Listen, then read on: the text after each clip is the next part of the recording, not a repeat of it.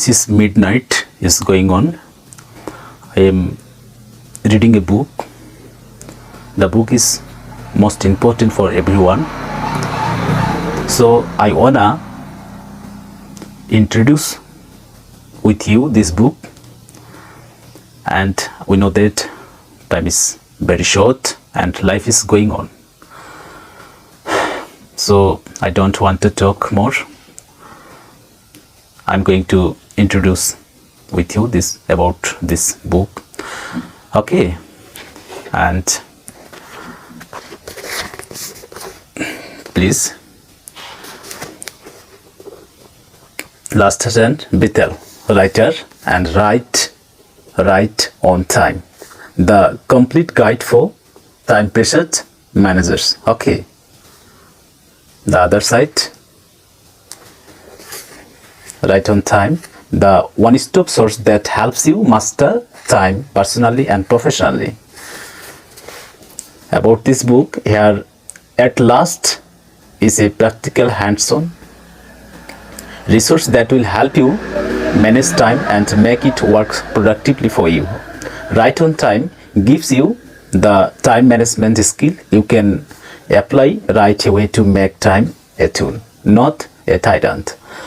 It offers easily master techniques for enhancing decision making, improving job performance, and stimulating creativity and innovation. Result-oriented professionals will use it to develop and maintain schedules, boost the productivity of facilities and operation, and reduce time related expenses across the board. And crystal clear discussions plus extensive time savings checklist and exercise so show you how to evaluate whether your personal and professional time is wasted or well spent. Okay, and wisely budget your own time and that of your support staff. Establish time savings organizational structure, develop shortcuts to time scheduling, improve the quality of products and the delivery of service. The preface and contents. Contents. The book is about three parts. Part 1, managing your own time.